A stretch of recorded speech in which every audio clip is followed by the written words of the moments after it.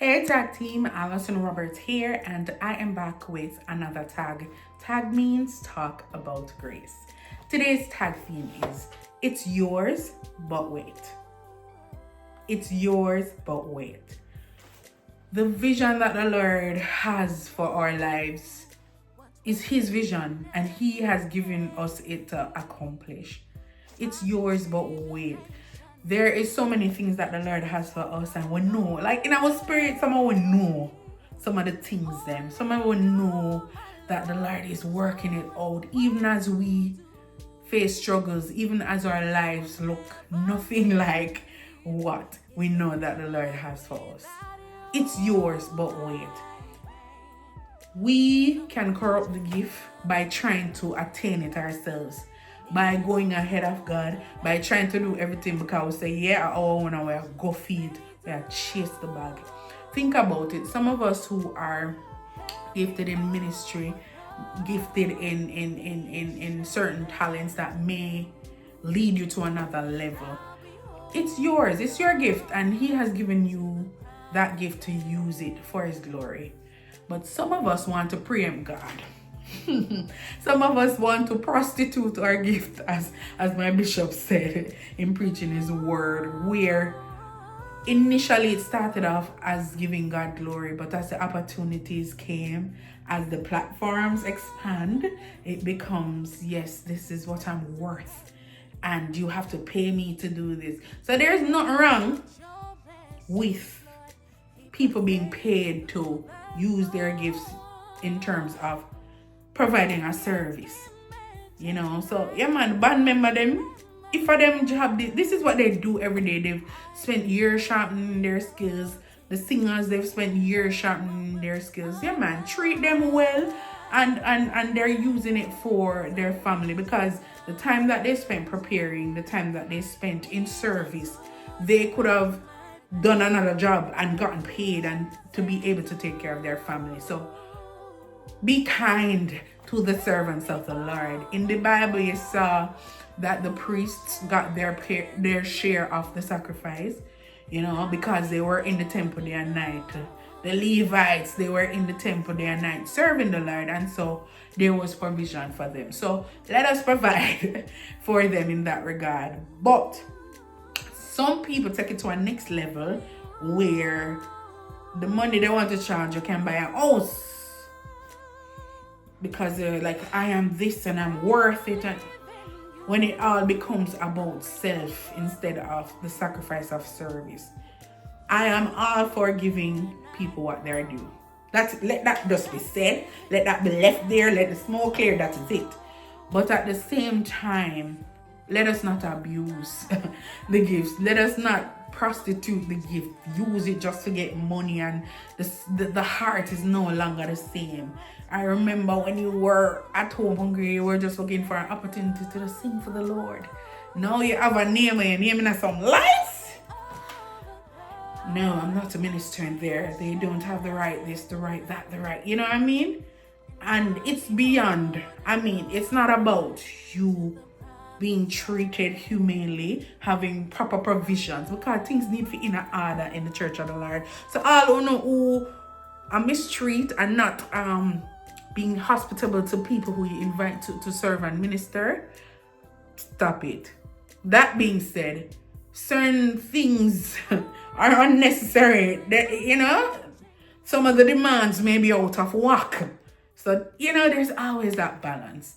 But when you think about it, the gift is yours, but do not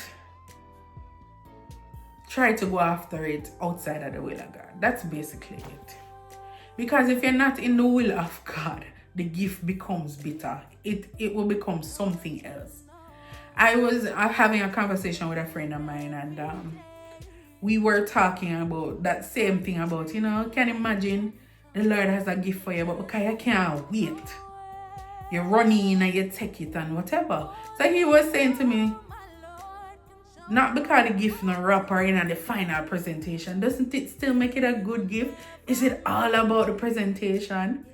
And the Spirit of the Lord ministered to me in that same moment to say, that is not even it. The gift not ready, none at all. You know, it's not the right space, not the right time. So sometimes you think about the gift as something, oh, you go buy it at shop, so it's ready-made, and all you have to do is put it in a box, wrap it, put a bow on it. And so if the person get it before the bow upon it, then it's still a gift. But what the Lord spoke to me was that sometimes the gift is handmade. So it's going to take a little time. So imagine, I am preparing. Your birthday is 2 months away. I'm preparing a handmade gift for you. And I know that it's something you would like. So I'm not rare. But it'll take my time. I do most of it already, but there are some features that I want it to have. So it's like no other. And I'm like, all right, take a break. I'm going to get the final stuff to put on. And you come to my house and you see it. You don't really know what it is, but it looks pretty. And you take it. And you are excited because in the state that it is, you know, it's good for you. If it's a car when I say, yo, me refurbish it. Yeah, it painted already. It can drive. Great, you come and you take it. And boy, you get used so tight to drive it. But I wanted to put a new coat of paint. I wanted to tune up the engine, the AC. I wanted to put in a new stereo system, so you have touchscreen radio and navigation. I want to give you all of the things them to make it comfortable, you know. I want to turn the car up to the next level. But you came to my house and you saw it and you're like, whoa, this is cool, thanks. And you are enjoying that gift. But there was so much more that I wanted to do to the gift. So yes, the fact that you got the gift in its unfinished state and it still added value to you, but there's so much more that you were missing. Because there was an upgrade to that gift that I wanted. So I feel a little way, you know, I'm happy. Say still happy to the gift. You know, it's a good gift. Even in the state that it is. And I'm happy that you got it and you're alright because it was yours. But you missed out on so much more because you didn't wait. You didn't wait for the time that I planned to give it to you, with the additional benefits that I wanted to add to you. And so that is what a lot of us do. We run ahead of God. And yes, you are seeing fruit, but there would be so much more fruit if you allowed God to take a little more time to finish up, to take a little more time to develop you, because the gift in itself is already perfect in Christ. But then he puts it in us, that imperfect vessel. So you know, so the gift look a shake, you know, and we have to grow into who God is calling us to be, to manage that gift, to steward that gift. And sometimes when we run ahead of ourselves, we get in trouble. It's still nice tonight to bless people, but at the same time, we could have done so much more because we end up in, you know, disrepute because we don't have the character to manage the gift at the level that the Lord wants to take us there. So it is ours, but wait. Wait to be processed. Wait to be positioned, because when you think about biblical history, most things happen in a specific time for a specific reason. When Isaiah came, when Isaiah prophesied in that season, it was written down, and years later Jesus came. Jesus could have said, yo God, look there, Isaiah said, I'm gonna boop and run out. So many other things had to happen before for him to be that complete fulfillment of prophecy. You know, him not stay like we was, boy, that sound good enough, more running at that. Yeah, a lot of us, we run ahead of God, and because we are able to do the things in and out of God's will and purpose, it still have little impact because the gift is without repentance.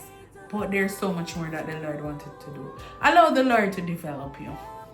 Allow him to complete his work, so that when he releases that gift to you, when he releases time, space, and everything colliding, purpose colliding, it's a launching pad, and you wouldn't have to struggle as much as you have struggled when you fall start. Yeah.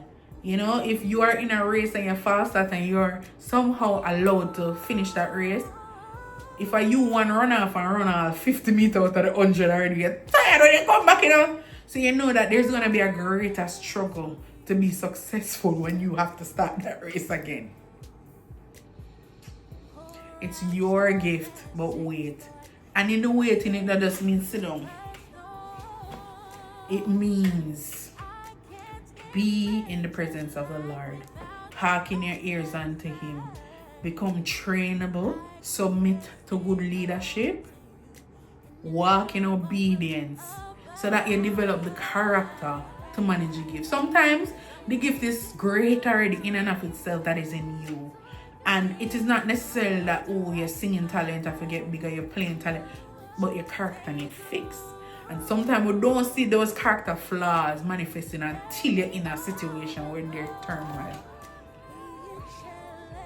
So humble yourself in the sight of the Lord and wait.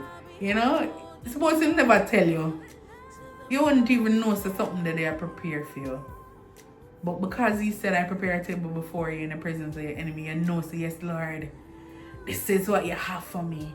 And sometimes we preempt him. So not because you're seeing result means that you're in his will or in his timing. Pause and say, Lord, realign me if I'm gone ahead of you. Because we want to be in step with God so that that gift can be sharp. You can hit the targets that he's calling you to hit. And sometimes it moves so much quicker because the road is paved, the table is prepared before you. You are able to just go ahead, find your position and run off.